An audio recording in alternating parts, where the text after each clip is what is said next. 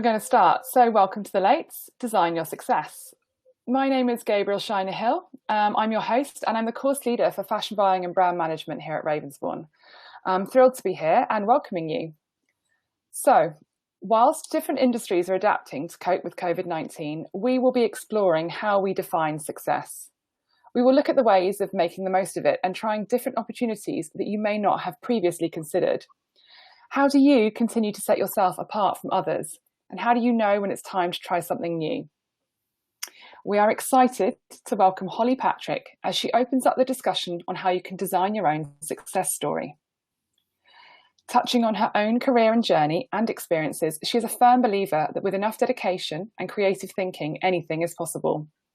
She has worked her way up from interning at Marie Claire and InStyle magazine to now launching her own business to fulfill a desire to offer something exciting and a little bit different. Over the years, she has landed marketing and events roles for various creative agencies and having had the delight of working on some global fashion, beauty and lifestyle brands. Without further ado, I am delighted to introduce you to Holly Patrick. Hello. I think everyone can hear me, which is good. I'm a bit blurry in my own screen, so forgive me if I make strange faces. But hey, everyone, so nice to meet you all. Just really want to chat you through a few different themes here, but essentially coming back to design your own success story. So essentially, where shall we start? Right, here. Oh, am I clicking the right thing? Yeah. Okay, cool. So essentially you guys are all here, you're at uni. And so, you know, the reason why you've picked your course is because you think you have a path, right? And you've got a plan. So I guess my own experience was that I actually kind of didn't. I sort of wanted to go to drama school. And actually my parents forced me to go to university. And I had to pick something out that actually was going to be right for me, to an extent of what I thought I wanted to do. But what I would give you as advice, I suppose, from this point is really looking at your experience at uni and actually how you can maximize that and take some experience from what you're doing now into your future and essentially into the workplace, which I'll touch on more in a little bit. But essentially, sometimes if you aren't 100% sure, then it's really worth spending that time just like thinking about it and imagining yourself in certain work scenarios, like what if I worked here, or I was in this office, or I worked in this industry, and really see yourself doing it and imagining how you would feel in that scenario. And I'm a massive believer in kind of thinking big. So don't let any of your current limitations hold you back from really thinking about that and exploring it, because at this stage, there's no excuses and you haven't had any of those bad experiences yet, right? So don't limit your dreaming and actually really start to picture certain environments, certain kind of situations you might find yourself in, and actually really start getting excited about that, because essentially you'll need that drive and you'll need that passion. And once you've nailed it, it will take you through your whole career, trust me.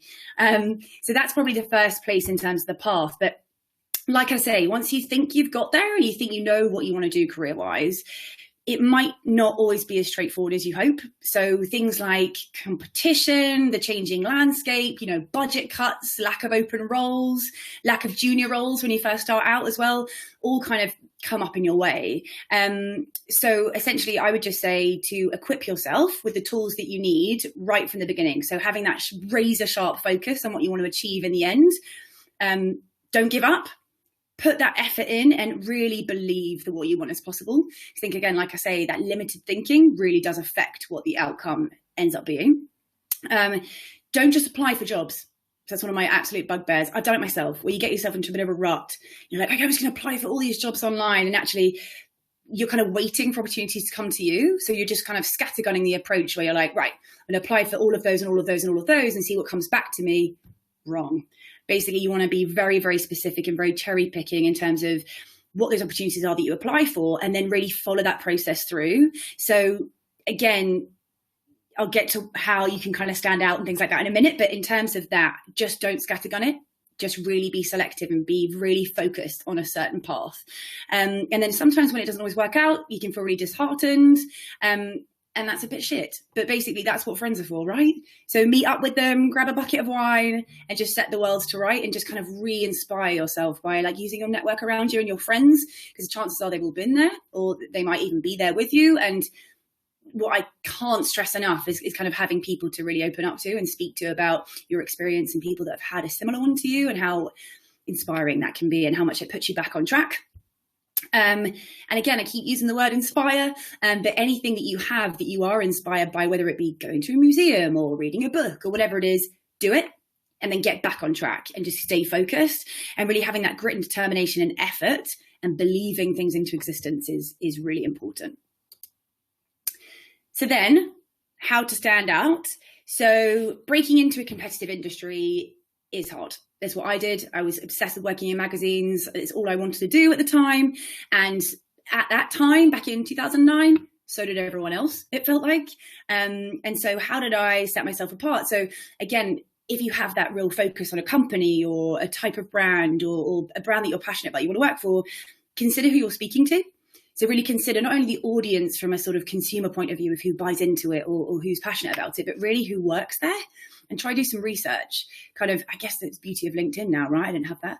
But you can really kind of get underneath people's skin and actually what they're about and learn more about them. So when you're kind of tailoring your conversations or your emails or your phone calls, then you know what your audience is. So who you're speaking to is really important. And also just when you're thinking of where to work or what you want to do after uni in terms of specific companies, just do what feels right to you. So kind of take that time to think about what your values are, and just really what you stand for as a person, and, you know, what's important to you, what makes you feel different to other people, and capture that. So like spend some time, write it down, and then make sure that the companies you're applying for and the jobs that you want to do line with that. Because if, you know, you have certain passions or certain values that the company doesn't align with, trust me, you'll find out pretty quickly, and it won't be a nice experience. And so on that, you know, where do you see yourself fitting in? Where do you think that you can add value? And what's that message that you want to send by where you work? Because I don't know if all of you are like me, but I kind of am what I do. And so I'm really passionate about the companies I choose to work for because they get a lot of my time and energy. And so making sure that you can see yourself fitting in there before applying is really important. And also stalk people. Not in a weird, crazy way, but just in a really persistent, I'm really passionate to work here way. And that's what I did at Marie Claire. There was an internship opportunity of which there was 50 people they interviewed for a job that didn't pay you. But I got it. And then after that, I did 4 months there. And then I kept pretty much in touch with them once or twice a month for a year until I actually got a job there. And so again, I think that's just shows like passion and enthusiasm for wanting to work somewhere, and people do love that, and it does make you stand out. I know now me, in kind of freelance roles that I do or in agencies that I worked in, being a hiring manager, that kind of persistence always stands out to me. I'm always like, well, I love this person already because they've got determination and they really, really want to be a part of this team and they want to work there. So that is key. Not physically in bushes outside people's houses. That's weird. But in terms of kind of constant contact, and, you know, dropping a line to them via email, or if you've got their number, just WhatsApp or whatever you want to do that you're comfortable with, just keep in touch because you never know. And also people that you meet as well, keep in touch with them because you never know where those things might, where they might lead you. So again, like I say, don't give up, and passion definitely pays off. I can guarantee it. So like I say, I got my notes down here, by the way. So like I say, my Marie Claire story is like that. I graduated in the recession. So again, probably something you guys can relate to at the moment. Like I say, internships, interviews, offering your time for free. I appreciate we all need to get paid. We've got rent to pay, but it's sometimes if there's any ability to just offer your time for a week or 2 weeks, just to go work somewhere to get your foot in the door, that for me makes you invaluable because you get to prove yourself. It's not just an interview where you sit behind a table, you're actually in the environment and they can see how you work and how much effort you make, and all of those things are invaluable. So I would say also it doesn't get that much easier. So although you think this first step, or you may think this first step is going to be really hard, it's always going to be competition. There's always going to be competition, other people that also want the same job. So I think the earlier you learn that and find kind of what your unique selling points are at that point, or what makes you stand out from other people, I'd really just keep that in your mind and really focus on how you can bring that out in everything you do. Like I say, relationships with others, super important, and really make sure they're genuine. And I worked in fashion for a long time, and a lot of those relationships aren't. So I'd say just be yourself. Don't try to be anyone you're not, because it shows and people see through it. And actually that doesn't serve you well. Be polite and nice, obviously, but be honest. I think also just making sure that if you do have a really good work ethic, which I'm sure you will do, just making sure that shows and that your skills and that team together will mean success as far as I'm concerned. And also there's some weird stuff that I've done to stand out. So for example, I applied for a bookings editor job at Vogue. And I thought, right, if you're on a shoot and you're dealing with models, you've got loads of stuff going on, what would you need in that job? So I created a box of stuff that I'd imagine in that job you would need. So like double-sided tape, scissors, safety pins, clothing pins, all that stuff, put it in a box, and I delivered it to the lady who was doing the interviews for that job, who worked on the magazine, and I got an interview. So I'm just thinking, is there anything like that you guys can think creatively, think outside the box? Oh, that sounds literal. But no, thinking outside the box in terms of, what can you do to stand out? How can you get it's not just a CV sending it in, right? You need to do other things. So have a think about that and get creative with it and have fun with it. I've also sent my face on a chocolate bar. Oh, looking back, so cringe. But at the time it got me an interview, and that's really what it was all about. And just really tell a story and do what's right for you. So, I think I was supposed to click that slide. Anyway, that's my other picture for the rest of what I was rambling on about. And then the next stage is obviously things can change. So one of my not favorite quotes, but a quote that fits right here is, the best laid plans of mice and men often go awry. So again, like I say, you're in it, you're in a job, you're loving it, you're doing really well, you're feeling fulfilled, and then suddenly you're not. You basically have two choices at that stage. So you can either stay in it and hope it will change, or you can leave. And like I say, there's risk attached to both. So the first one is risking your happiness and limiting yourself to something that might just be okay, rather than something that really fires you up. And like I say, work takes up a lot of your time. A lot of your life is invested in your work. So if you're not happy and you're in some cases miserable because of it, life is too short. You've got to leave, and you've got to do something about it. Grow some balls and move on. Like, know when it's time to leave. And then I guess on the second side, people often stay in things because they're risk adverse, and they what do I do for money, or what if no one else hires me? And all these things aren't wrong, but you've got to prioritize how you spend your time, and it's got to make you happy. So like I say, I've always been a kind of I am what I do type person, and like I say, 80% of my week is work. So it really does become part of me, and it really says a lot about who I am. So I think that I would advise you to be strong in that. And if it's not working, change it. Like I say, I've got a quote here. So I understand that some people work to live, but I think most people started off like you, just kind of trying to figure it all out. And if you do have a path that you want to stick to, and you're so determined on it, it doesn't make any of that wrong. It just means that your life's changed, and your opinions have changed, and your situation's changed, and that is fine. No one wants to be that guy on the train that's drunk at 11 p.m. after a work do, complaining about his wife and kids, and that he hates his job.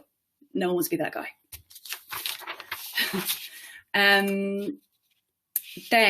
So like I say, you've noticed that things have changed, and actually your path is potentially different, or you want to take a different one. How do you navigate through that? So I would say, notice it as early as you can. So in the job that you're in, when you start to get those kind of bad patches, or you start to feel a bit unhappy, really kind of allow yourself that space and that time to process it.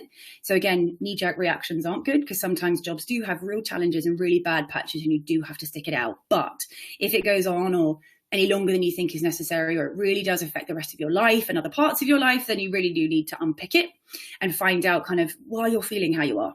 So is it a bad patch that's really holding you back? Or is it really like this job is crushing your spirit and making you lose sleep and making you cry in some cases? And if so, and you're feeling undervalued, then it's no good. And you have to ask yourself those questions and really spend a bit of time figuring that out.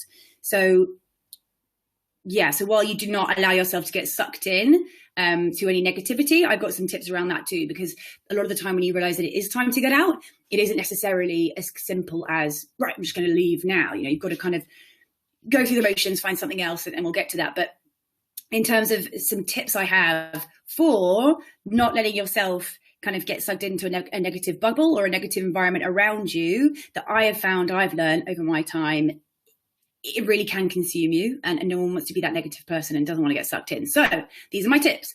Be honest. Don't get sucked in. Know when to step away from certain situations or negative colleagues or strange things going on that you're not too keen on. Just know when to step away and not to get involved. And I also swear by integrity and authenticity. So authenticity is one of my absolute values. If it's not an authentic company, or if I'm not able to be myself and be honest and be true to that, then that's not for me. Another one of my values is humor. So just being able to kind of laugh at yourself and stay lighthearted about negative things and twist them into positive things. Humor is so helpful for that. And also it is for building relationships too. And also just being humble. So just being lucky to work somewhere and feeling lucky to be there, because especially with what I did in magazines, every day I turned up, and no matter how stressful it was, I felt so lucky to be there. So I'd say definitely don't lose that. And then if work is not serving you, leave. Just do it. That's all you have to do. So you're in control. And you also in your life don't have to do anything that you don't want to do. So it's taken me ages to learn this. And I'm just going to read this now because someone told me this the other day, and I wanted to give it to you exactly as it was said. So having the balls to make a change. Your time is yours. How you spend it and experience it is up to you, and how you think about it. We don't have to do anything, not even pay taxes. It's all our choice. We can choose to face the consequences of not doing certain things if that's what we want. We get to choose to do everything we want to do with our time. So just remember that. And then trying something new. So moving on to the positive place. You're like, right, okay, I'm moving on. I want to do something different. And I would really encourage that, because sometimes if you don't try it, you don't even realize you're good at it, or you don't realize that you really enjoy it, or that you're really passionate about it. And like I say, your path doesn't have to be fixed from that first choice you make, the choice you guys are going to make after this. It really doesn't have to be fixed. You need to allow yourself the space to try new things, and just don't be so hard on yourself. Be open to that, I'd say. So for example, for me, my career shifts have gone from everything from Marie Claire magazine to an actor and model agency to booze branding agencies to a shopping centre marketing company, which was terrible, to experiential marketing and brand launches for big global brands like Coca-Cola, Nescafe, all the way through to Calvin Klein, Marc Jacobs, Givenchy, to then freelance, ranging from kind of huge corporate company to with a £1.5 million marketing budget, all the way to a friend's startup company. And a kind of fast-growing influencer agency in between. So like I say, I always love to challenge myself. And I think I'm going to try it. And I'm going to learn new skills along the way. I'm going to meet new people. I'm following my passions. And I never settle. And I think those are things that I would advise for you to live by. Also, if it speaks to you when I say that. So again, I always say, don't allow yourself to be mediocre. You deserve more, and actually deserve to have passion and feel fired up about what you do, and have it, give back to you as it should. So I guess that leads me on to how I created my business. So Hey Holly, that's me. I always had this kind of feeling in the back of my mind that I wanted to do something for myself and I wanted to start a business, but I just never really had that kind of light bulb moment of what exactly that would be. So I spend a lot of time actually really kind of thinking about that and wanting that moment to just go, oh my God, that's what it is. And that's what happened. And I think my dream job didn't exist, so I created it. And that is really it. So I want to summarize here. So what do I live by? So I want passion, excitement, and beautiful moments in my life. And I want that for everyone else too. So essentially that's what Hey Holly is. It is helping people to live life in an unordinary way and ticking off their bucket list items without having to spend hours researching and trying to make the impossible happen. Because essentially I do that for you. I handle every detail while offering tips like a friend who knows. So that's kind of essentially what my business is, and me setting it up allows me to meet all sorts of different people. I can book parties and holidays and fun stuff. But I also freelance on the side as well, so that I'm not kind of dying a death over having to be hugely successful in the first 6 months. And obviously with COVID, that's limited me being able to do what I'm doing. So I'm freelancing on a new London festival at the moment. So that, it just having that flexibility for me really works. And yeah, so again, like I say, I've built this whole business around my tone of voice and how I operate, and just really want it to be authentic. So it's kind of around my personality, my language, my style, and I don't do blatant corporate elitist piffle, is one of my lines, and just kind of speaking to people like a friend or a big sister would talk, because it's natural. And I really want to connect with people and just feel like I get them and that they get me. And that's really it. So I just wanted to finish up with some advice. So like I say, I'm working on a new London festival at the moment called Great Feast, the Great Feast of London. And the web address is greatfeast.com. Go check it out. It's a food, wellbeing and music festival. So would love for all of you to please come. And it has a physical food delivery element too, which is brand new. So anyway, check it out. But I wanted to share just a few little bits of advice. So we're basically a group of diverse people from all different backgrounds. None of us have ever met because we've all met in this current climate online, which is bizarre yet amazing. And I just asked for a few of them just to give a few tips of advice on that whole theme of this evening. And I've got some of those here. So, well, I did have a third one that's a voice note, but I can reread that out to you. But essentially, James was saying, try something new, never settle, and keep pushing yourself. That was his. And then Dami's saying here, so do not compete or seek validation for what will always be for you. Work hard, stay focused, but most importantly, put your happiness first. If you're in a job and you're not happy, make a change. Never compromise your happiness for money or status. Love it. And then Freya, PR consultant, wing it. Either way, both valuable pieces of advice. And that is me. So thank you everyone for hearing me out. Holly, thank you so much. I'm totally going with wing it. That's me. I'm good for it. No. Brilliant. I mean, what you ran through so many things there. So we definitely want to open it up to the audience for some questions. I mean, a couple of little points that I noted down was things like just to keep reminding ourselves to be honest, authentic, have humor, and be humble. I think those are some really great traits that we should take away with us at this moment in time and live by, definitely. So thank you for reiterating that and sort of giving that to us. So are there any questions from any of the attendees at the moment? I've got a chat box up so I can see. I understand it's on the right of your screen if you want to type in with any questions for Holly. If there are any coming, I'm just making sure I'm just looking at the right section. If there's no questions right now, is it that tumbleweed moment where you're like, so any questions? Everyone's like, no. Well, that's why I've totally pre-prepared some questions. That's absolutely fine. So yes, you can click on the speech bubble if you do have any questions. So just if you get a question, just feel free to jump in with it. Ask me anything. Yeah. One of the questions that I was thinking about for the students, and it was sort of what you touched on at the beginning of your talk, which was about, and I phrased it as, is networking a dirty word? So really, what does networking, I guess, mean to you? Because obviously you've been quite successful with your possible community, and your connections. So yeah, and so what does networking mean to you? And is it a dirty word for you? Haha, yes, in a way it is, especially in certain industries like fashion, where it's all like, oh, who you know, and this, and this, and there are elements of that. But I think that what I've learned is that it's really about the people you meet on your journey and actually building, like I say, those genuine, authentic relationships with people where, there's been a bunch of people that have asked me for help and I've helped them. And I've never asked for anything in return. But then if there's a job opportunity that comes up, or like how I've got this current one on this festival, it was just someone that I helped out along the way at one point, and he's gone, I know the perfect person for this, and he's put it my way. So, and a lot of my jobs have come from that. And a lot of my opportunities have come from that, from people just recommending me because they want to. There's, nothing else to it really. Networking in a sense of going into a room with a sort of drink going, hello, I'm so-and-so, can I have a job? Oh, no, that's not for me at all. But in terms of network, of having a network of people, I would say is invaluable.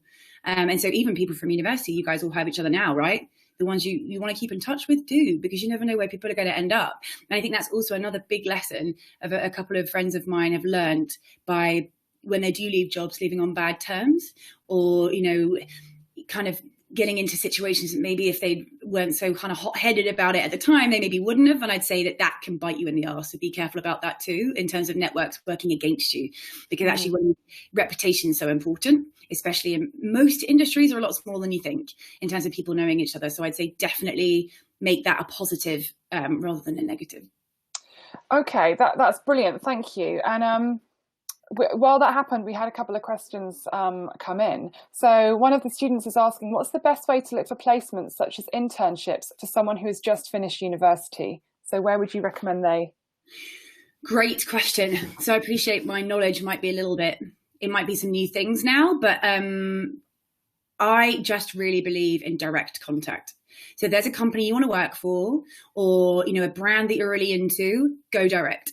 Because I often find, just literally when I say that, I don't mean anything other than stalk the person you need to find, whether that's on the internet or the email address that you need. Never do an info at or whatever. Do a direct person's email and just be as kind of passionate and as polite and kind as you can be on that initial intro about why you want to work there and what opportunities you're willing to put yourself forward for, and just paint that picture of you being, passionate and wanting to be there. I think, that really does stand out in terms of, explaining to them why you want to work for that company. And that really does do wonders. I think there's really good opportunities now that you can find on LinkedIn around the word intern, and you can search that. And also the dots is great for the creative industries and looking at jobs there. That didn't exist in my day, but it does now. And I use it a lot to kind of help find people that we need to support on various projects and stuff. So they would probably be my top tips. And yeah, like I say, just going direct is just the best way. And then, you could however much time you've got, you can apply however many times you want to different companies. So yeah, that would be my advice. Thank you. It would be great to know if the student fancies putting in, because obviously we've got lots of different courses and loads of different skill sets coming out of Ravensbourne. If you want to drop in the chat what your specialism is, we might be able to direct somewhere around it, because definitely the dots is the way to go at the moment if you're in that creative side. Very, very good. And then also someone asked, how do you recommend making connections online? And I know this is something that my students definitely can sometimes struggle with, that opening message, rather than being like, I want a job, but more, how would you recommend they maybe frame that first opening line and make those connections? It's a really good question. I think, I'm not going to go back to me beginning. I'll probably think about me now, because LinkedIn didn't exist then. Maybe it did. No, I don't know. I didn't use it. So I don't think it did. I think like Twitter was new. But yeah, I would say now, if I'm doing it now, I'll always think of try to kind of, I keep saying stalk. I try to seek out like a common interest that you might have with them, or a connection that you share in common, or something that links you to them that isn't just you blatantly stalking them. So in a sense of saying in that intro, like, oh, hey, I see we've got, so-and-so in common, or so-and-so suggested I get in touch with you, or just try to kind of make that connection initially. And sometimes off of your typical platforms like LinkedIn, if you can connect with anyone, I guess Instagram's massive now in terms of kind of DMing certain people of interest or brands, or maybe you're looking at something that isn't, maybe it's someone that works for a brand and they've got that in their bio, but they're not kind of, the boss or the influencer they're working with. Maybe it's someone who's the marketing director, or it's someone that's, depending on obviously what you want to do, those ways of contacting that then kind of gives a sense of you and a sense of what you're about is the best way, I think, to get noticed. And just rather than, again, that blanket approach, which you can literally smell from a mile away, and it just makes it seem like that person doesn't really care. So I say just make that as personalized and as tailored to that person you're speaking to as possible. Yes, yeah, definitely, and tailoring it to that, to that direct person you're contacting. The student who asked the question came back and they said that they're on graphic design, so graduating, I think, from graphic design. So the dots probably would be relevant, I guess, at that point. Yeah, and I just think in terms of exactly how you want to apply your graphic design. So, for example, in creative agencies, I've worked with graphic designers quite a lot, in terms of whether that be, whichever, I'm sure you'll have a specific discipline, but I guess it's just looking at companies that need that function, as well as agencies. Creative agencies are a great place to start in terms of having a kind of network really quickly of people that I can promise you'll bump into again in other jobs or different opportunities. So kind of getting into agencies is a great way. You can always go in-house after that. But I think now that there's so much opportunity in agencies, so I would recommend that massively as well. Brilliant. Brilliant. Oh, they're looking at print-based work as well. Okay. They came back. So, well, I guess with your magazine side. Yeah, for sure. And like I say, I guess magazines are a little bit different now than what they used to be. But in terms of anything printed, there is a lot of opportunities still there. And actually showing a passion for that, they'll love it. Because a lot of people show passion for digital now. So if you've got passion for print, absolutely use that and kind of target those print, outlets that you want to work for, whether that is magazines or newspapers or whatever that is. Just be really specific about why. And, everyone's why helps them stand out. So that's a why for a company when you're marketing it, or it's a why for you that is true to you and only you. So that's kind of, helps you stand out. Thank you. We have another question, which is about what skills did you learn at uni that have been most applicable in your career? Is there? I love this one because I look back on my degree and I can't remember an awful lot. It could be because I'm old, but it also could be because actually I found that I took so much more from my situation and actually my life experience of being at uni and how I was in certain stressful situations, for example, and, working in groups is another kind of huge one. So I learned so much about working with different types of people and how to kind of achieve something as a team, or how to kind of get the best out of people when someone's struggling, or we had worked in one group, there was a rift between two of the girls and it was like, oh, it was awful. So I kind of had to be the mediator, and I learned that quite early on, that I'm quite good at that in terms of sort of, mitigating in between certain difficult situations and actually ironing things out and getting everyone working well together. And that's one of my skills that I learned quite early on. And so, I guess just get involved in as much as possible.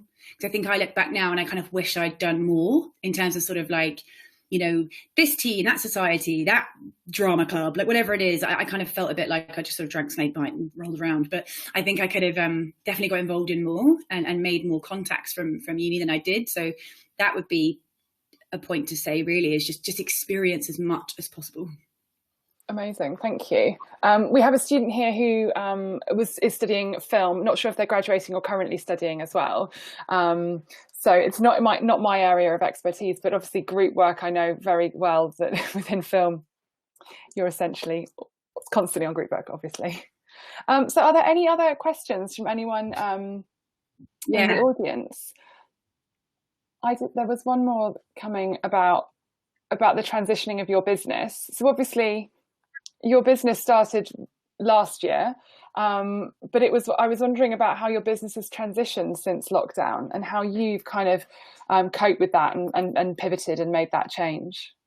Yeah, so it was probably one of the biggest challenges I've ever faced in my whole life, because I literally only launched it in November, and then with everything that happened, people were sort of starting to stop traveling and having parties and stuff around February, weren't they? So for me, it wasn't ideal at all. But I pivoted initially into focusing on virtual events and actually looking at how, making those heightened experiences rather than just, everyone sitting on a Zoom and drinking wine and attempting to do a pub quiz. It wasn't that. It's like, right, okay, how can we do hen do's? How can we do, because so many people were getting so sad having to like cancel their weddings and cancel their hen do's. And I thought, right, well, there's a market there of people that have this date in their diary. So let's create something of that. I appreciate it's not going to be the same, but it doesn't mean it can't be its own unique experience. So I did a bit of that. I kind of brought on someone to do some PR for me, just to kind of really spread like my message and try to kind of get myself out there a bit more than I had with my targeted sort of advertising prior to that. And then it's really challenging. And really what I've done is I've kind of paused it, to be honest. And I've just gone back into, like I say, with this festival job that I'm working on, it's kind of back into the freelance world, but it's still very much under Hey Holly in a sense of, it's relatable. It's related to my business. And actually my business is me right now. And actually that's what my business is all about. So if I'm gaining experiences and making contacts in this other job, that's for, the virtual festival that we are creating, if that is something that I can do to get myself back out there, not sit around feeling dreadful about how my business isn't where I wanted it to be at this point, I think keeping positive and getting out there and doing other things and meeting people out there online is a really great way to to kind of just keep myself inspired and keep myself learning and growing. And then I can bring all of that experience back into the business at the right time. And so again, it's not beating yourself up about stuff. It's just making things work. And in due course, I'll get back to all of my focus being on my business. But right now it's just spreading myself out there in more than just one way. Yes, totally. I mean, you've obviously, I think it's pretty amazing that you've kind of like invested back in with the PR and then also gone, right, I'm going to do this and work on this a different side as well with the Great Feast. Was it Great Feast? I forget. Sorry. Yeah, the Great Feast. Yeah, I'm really excited about Great Feast. Yeah, Great Feast. Oh, come on. Everyone should come. We've got really amazing chefs and DJs and all sorts of stuff. Yeah, it looks really cool. We'll have a look at it. So we have another question here, which is, do you think working on self-initiated projects after uni, even if they don't make money, are worthwhile for building your portfolio? 100%. Whoever said that is a very intelligent person. Yes, absolutely. And also that is one thing that's going to help you stand out as well, being able to share any of that. So with me needing to kind of get back onto the freelance market, I registered with a couple of recruiters. And obviously when they've said, what have you been doing for the last X months? I was able to talk about my business and actually talk about that as being a passion project of mine and why I set it up. And the recruiters are like, oh my God, our clients will love this. So anything that you do outside of the kind of day-to-day job per se is going to be something you're passionate about and something that you've really invested your time into. You haven't just kind of sat and watched Netflix. You've like gone out and really done something proactive to kind of work towards where you want to be. So 100% invest your time in that, especially now.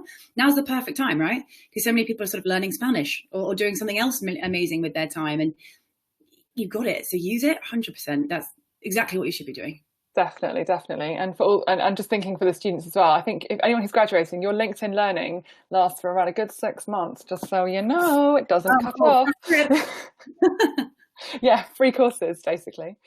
Any other questions from there? There was I had one last one, but I'm just gonna see if there was anyone else who had any more or any other points that have come up. So I guess maybe something just to kind of bring it slightly towards a close is thinking about the different roles you've done. So I was obviously researching your background / looking at your profile on LinkedIn prior to this, and I did go through all of your roles, and I see that you've been in lots of different areas which you alluded to in your presentation.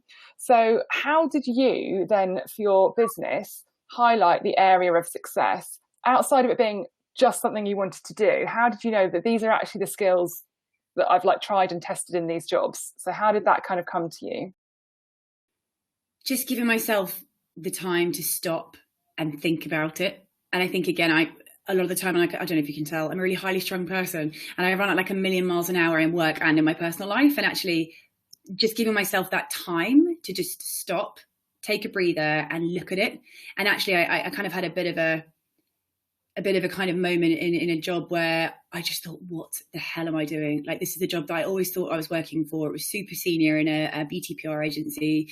And I was just like, this is not making me feel how I always thought it would.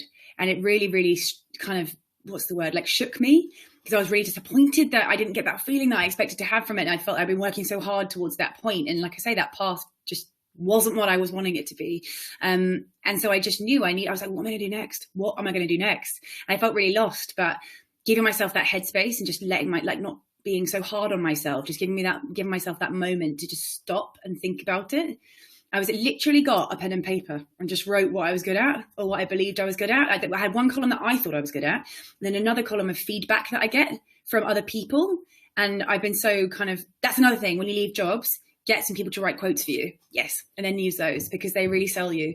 But yeah, I kind of just looked at the quotes that I've accumulated over my career and just really unpicked those and thought, oh my God, there's a lot of consistencies in here of what people say it's like working with me. So with what I think, do they marry with those consistencies, and do they marry with my passions of what I want to do? And that's how it was born, essentially. Brilliant. That's absolutely brilliant. Yeah, taking the feedback from your clients and people you've worked with. And as students, you can ask your tutors for feedback as well, and they will give it to you in bucket loads. You can be like, this is what I'm good at. Excellent. On that note as well, just areas to improve. I'm always constantly I want to know if I'm not good at something, or if I've done something wrong, or if I've not approached something correctly, just so I can learn from it. Because I want to be better. Every single thing I do, I want to be better than the last time. So definitely feedback is huge. Yeah. Oh, well, look, this has been absolutely brilliant, Holly. Thank you so much. Is there any final messages or anything you'd like to finish on? I would say just do you.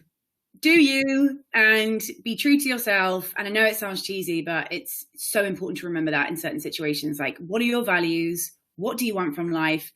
Nothing should stop you in your sense of what you can achieve. So just define your own success. And if that changes, pivot, move on, change your path, try new stuff, because you never know until you try.